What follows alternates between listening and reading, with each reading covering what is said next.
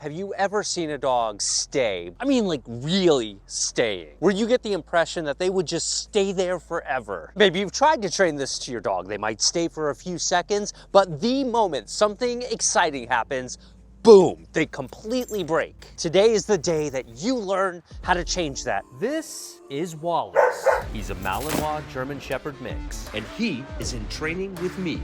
I'm Zach George. Yes! This is the Dog Training Revolution. Click thumbs up and subscribe to learn everything about dog training and more. Wallace, here. You might think that stay means absolute stillness. And of course, that is something you can teach your dog. Good man. Can we lie down? We've covered that many times on this channel. Yes. Finding something to reward for. Notice also how I'm starting to get that lie down from the standing position as well. I don't have to point to the ground like I used to have to. Today I want to focus on a more practical behavior. You know, something that's actually going to help Wallace behave throughout his life. When he gives me his attention here in a moment, I'm going to say Y-E-S. Yes. I want to teach Wallace that stay is actually about his location, not his body position. A reliable stay is about freedom and it's about safety. See, we've got motorcycles going by over here. He continues to hold that stay.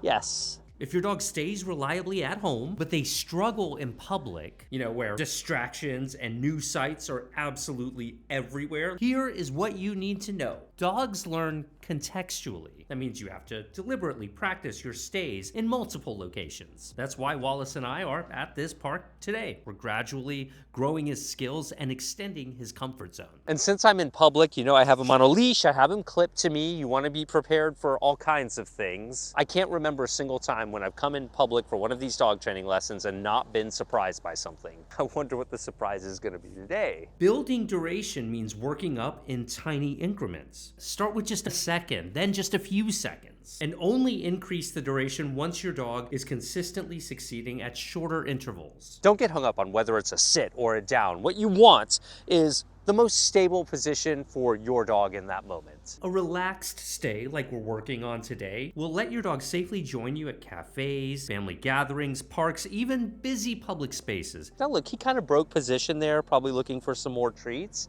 So rather than saying no and making him go back, little, yep, yes. How about lie down? Yes. Now look at that. Look at the ears. Look at the bright eyes. Look how optimistic he is. You know, that's how you would handle a broken stay here. Don't think of stay as if it's a test that your dog has to pass. Effective training isn't testing, it is teaching. Wallace and I are having a conversation together. If he seems confused or if he seems uncertain, I'll patiently clarify by reminding him what I'm looking for. There's no need to use a heavy hand here at all. Now, did you see how he got up to wander over here? Let me try and gently put him back over here. I'm going to rely on my communication. Wallace. Yes. Especially when I'm doing extended stays like this, I don't want the dogs to feel like they need to be in this perfect robotic position. Lie down? Yes. I just want them to chill and be stable. Allowing these small adjustments will help your dog truly understand what you're asking for. And it also keeps your dog comfortable for longer too. And that's going to increase the length of time and the quality of your stays over time. Wallace, here. So look, he's a little far over here. Let's bring him a little closer. Good man. Can we lie down? Yes. He had to think about it for a second. So when that happens, don't panic. Just start over with your dog. Go for a shorter duration. Do be aware of your environment. Know what's around you. Ideally, you're seeking out places with good visibility at first. His stay looks pretty good. And look at the distance between him and that dog right now.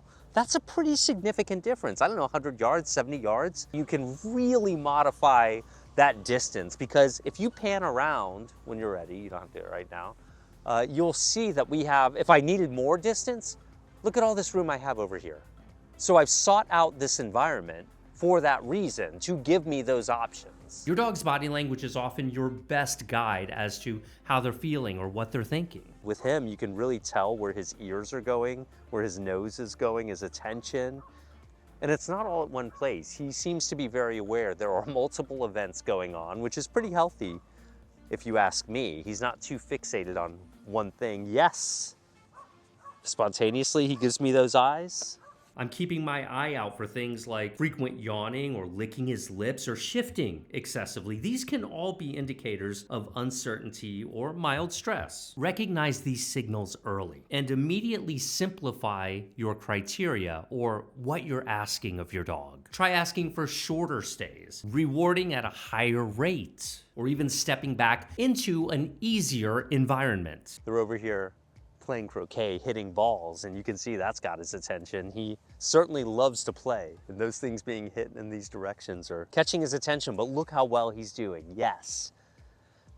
You know, and part of the reason for that is we're really satisfying those desires to play with toys. We're doing Frisbee and other play very regularly. He's getting interaction with other dogs that play like he does. This can all contribute to a dog being a bit more well-adjusted. And we know that playing with our dogs, giving them lots of engagement, encouraging them to pay attention to us through activities that they thoroughly enjoy is by far the most successful way to teach a dog and to build that communication with them. So I'm often looking for toys and treats that are really going to appeal to the dogs that I work with. Part of looking for quality toys is making sure that they are designed right, that they're engineered right. Enter Super Chewer and BarkBox. These are monthly boxes that you get. Those Super Chewer toys are designed for the toughest of tough dogs. And the BarkBox toys are designed for the vast majority of dogs because they're still very tough toys. These are products that keep your dog entertained, mentally stimulated, and I can never have too many high-quality dog treats. The more the better. I like to have options on the table when it comes to making my dog happy, working with them, teaching them something new, and that is what BarkBox and Super Chewer give me. The other obvious benefit is you don't have to think about or remember to go get these toys and treats. They're automatically at your door every single month. Love this. And right now you get a free extra toy every single month for an entire year when you sign up with our special link. I'll have that link below. Do you remember before when I told you I'm always surprised and never know what I'm going to encounter in public? Yes, that one. Did you get that? Did you see that ball? I mean, if I had known they were going to come out here and start hitting balls in front of a dog that I'm training who loves balls, yes. Not taking treats. He's very on the edge right here. So what are we gonna do? Good man. You're doing great, Wallace. We really want to make sure that we're setting up a training session that meets realistic expectations for where your dog is right now in their training. Stay. Yes. See, once his attention broke, he's like, all right, I'll take a treat. Be thinking about exactly what you want from your dog and ask yourself if that's realistic for them. So if you can get your dog to stay while holding a position for 2, 3, 5, 20 seconds, whatever it is for your dog, then work on that. And if you can get a minute or longer, you're really on the right track. Click thumbs up, subscribe, follow us on Instagram, TikTok, and Facebook. Check out my books. Go follow us on Patreon too. You are so lucky that you're watching this video because Bark is going to give you a free extra toy for an entire year when you sign up with our special link. I'll have that link below. And we'll see you in the next video.